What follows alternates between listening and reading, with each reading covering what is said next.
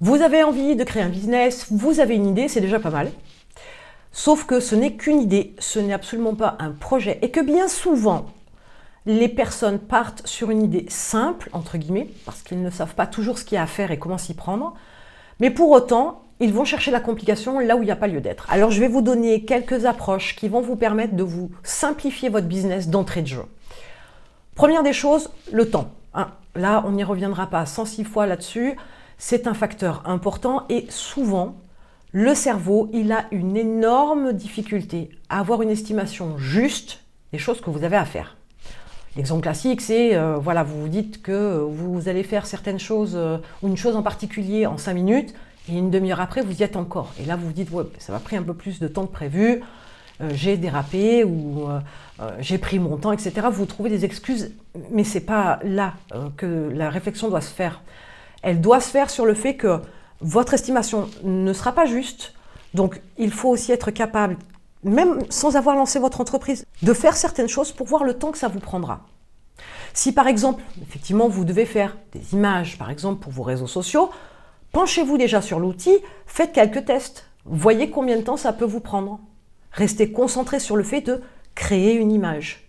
Si effectivement ça vous prend une demi-heure de créer et d'exporter une image, ok, déjà là, vous avez déjà une tendance. Et c'est ce qui va vous permettre de mieux organiser votre planning. Parce que vous êtes multicasquette, il ne faut pas l'oublier. Vous êtes la personne qui vend, la personne qui analyse, la personne qui fait la compta, l'administratif. Il y a tout un tas de choses à prendre en considération qui fait que votre planning va être très vite rempli. Mais il faut avoir du temps pour tout. Sachez qu'en plus, si vous servez vos clients 80% du temps, il ne vous reste que 20% de ce temps-là pour faire tout le reste. Et là, il y a quelque chose qui va clocher, il y a quelque chose qui ne va pas fonctionner. Peut-être qu'il faut penser par anticipation à déléguer. Pourquoi pas? C'est une option. L'autre chose à prendre en considération, c'est que justement, c'est qu'une idée. Cette idée-là, tant qu'elle n'est pas posée, elle n'est pas écrite, tant que vous n'avez pas réfléchi aux différentes parties de votre projet, vous allez vous retrouver à avancer un pas après l'autre, bien évidemment, mais surtout au jour le jour. C'est-à-dire que vous allez avancer d'un pas et vous allez vous poser des questions à ce moment-là. Et c'est déjà quelque part trop tard. Vous n'avez pas su anticiper sur le montage de votre business. Et au final, non seulement ça va vous prendre beaucoup plus de temps, mais en plus, vous risqueriez de vous tromper parce que vous allez complexifier la chose. Alors souvent, j'entends des choses comme « Oui, mais vous comprenez, j'ai défini comme cible, par exemple, les hommes, mais si c'est des femmes, mon discours n'ira pas, il faudra que je fasse une deuxième séquence d'emails pour pouvoir répondre à ces femmes-là. » Ok, mais pour pouvoir leur répondre, il faut savoir si c'est des femmes ou des hommes au démarrage. Comment vous allez le faire? Ah, il faut que je fasse 2 pages de capture. Oui, mais non, pas 2 pages de capture, ça n'a pas de sens parce que vous ne pouvez pas savoir à l'avance qui va tomber sur la page de visite. Ok, je vais rajouter une case qui va définir monsieur ou madame. Ok, pourquoi pas? Est-ce que votre logiciel le fait? Enfin, vous voyez la réflexion, c'est déjà trop tard si vous le faites une fois que vous êtes dedans. Donc, il faut savoir aussi anticiper ça. Une autre chose qui est importante de regarder, c'est que dans l'idée, peut-être que vous avez l'intention de vendre tout un tas de produits. Pourquoi pas? Je ne suis pas forcément d'accord, mais pourquoi pas? Le truc, c'est que vous ne pouvez pas être hyper concentré sur tous les produits. Donc, vous allez faire les choses de façon moyenne. Faites plutôt un produit d'excellence que vous allez améliorer, peaufiner, plutôt que d'en avoir plusieurs moyens. Concentrez-vous sur un seul produit que vous allez faire avec excellence. J'ai eu l'occasion de discuter il n'y a pas très longtemps avec une cliente qui voulait proposer toute une gamme de prestations de services. Et je lui ai dit à ce moment-là, ok, est-ce que vous pourriez répondre à toutes ces demandes dans une semaine, même si vous n'aviez qu'un seul client? Ben non, c'est pas possible.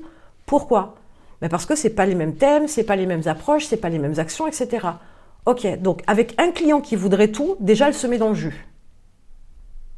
Donc, concentrez-vous sur un seul produit que vous allez peaufiner, améliorer pour que votre expérience utilisateur-client soit exceptionnelle et concentrez-vous là-dessus. Dans 1 an, 2 ans, 3 ans, vous développerez une gamme si vous le voulez.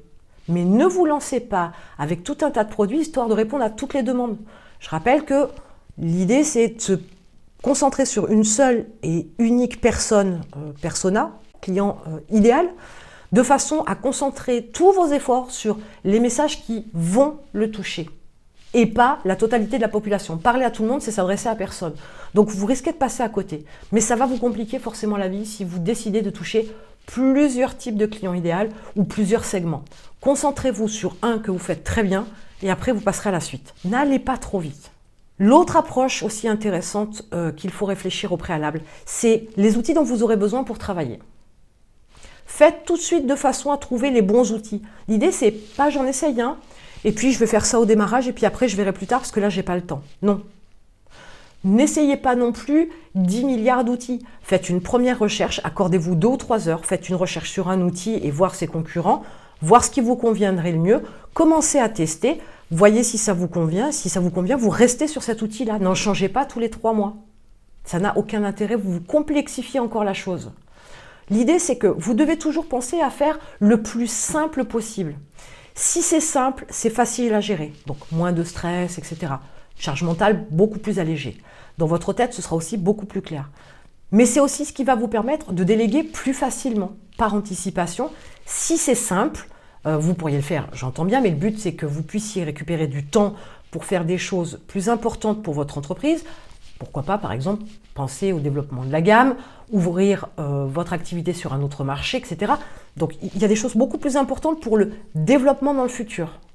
Mais ce qui est simple peut être aussi délégable beaucoup plus facilement. Plus c'est compliqué, plus ce sera difficile pour vous de positionner les bonnes personnes aux bonnes places dans cette organisation-là, parce que tout est en interaction, et si la base est compliquée, forcément l'organisation sera compliquée. Alors, chose que j'aimerais que vous entendiez très clairement, c'est que plus c'est simple, plus c'est facile. Et c'est pas parce que c'est facile que ce n'est pas rentable, bien au contraire. Plus c'est simple, plus c'est facile, et ce n'est pas pour autant que ce n'est pas rentable. Ne cherchez pas à complexifier pour justifier un tarif plus élevé. Ça n'a aucun intérêt. Du moins au démarrage. Après, c'est une autre histoire, vous travaillerez en équipe, ce sera une approche différente. Mais comprenez que toutes ces approches-là, dans votre business, toutes les parties communication, commercialisation, livraison, etc., tout ça doit être le plus simple possible. Ne cherchez pas compliqué. Tout comme les outils, n'essayez pas d'acheter un outil top niveau pour pouvoir faire telle chose, alors que vous ne savez pas où votre entreprise elle va. Commencez par un outil simple, efficace, et puis vous montrez en gamme et en qualité d'outils par la suite, quand vous aurez déjà éprouvé votre entreprise. Savoir si votre idée transformée en entreprise fonctionne. N'allez pas trop vite et n'attendez pas que tout soit parfait pour vous lancer. Il y a forcément des choses que vous découvrirez au dernier moment. Mais pour vous simplifier la tâche, il faut anticiper. La petite astuce, la petite méthode, elle consiste à se projeter comme si l'entreprise était déjà créée. Je vous l'ai dit tout à l'heure, faites un test sur la création d'une image. Faites un test sur l'édition d'une facture, etc., etc., etc. Projetez-vous comme si vous y étiez. Et vous risquez de mettre le doigt sur des petites choses que vous pourriez régler tout de suite pour que par la suite ce soit beaucoup plus facile, beaucoup plus simple, beaucoup plus rapide et donc par ricochet beaucoup plus rentable. Donc, avant de vous lancer dans tout et n'importe quoi, pour votre premier business, faites le plus simple possible. Ne vous compliquez pas la vie, n'allez pas chercher trop tordu, trop spécifique, trop perfectionniste. Vous pouvez passer votre chemin ou alors vous limitez le nombre de petits détails sur lesquels vous vous positionnez, mais ne vous lancez pas dans des choses très compliquées qui vont vous permettre de pouvoir lancer votre entreprise, parce qu'une fois que vous serez dedans, de toute façon, la complexité va vous fatiguer, va vous épuiser, va vous mettre du stress. Et ça apporte quelque chose en plus de non négligeable qui est la fatigue psychologique. Et ça, à un moment donné, vous risquez de lâcher prise, surtout si vous n'avez pas les résultats. Donc voilà quelques méthodes, quelques approches qui vont vous permettre de pouvoir avoir une vision différente de votre idée. Pensez toujours à faire le plus simple possible pour que ce soit beaucoup plus efficace pour vous et beaucoup plus facile pour pouvoir avancer, vous concentrer sur les choses importantes.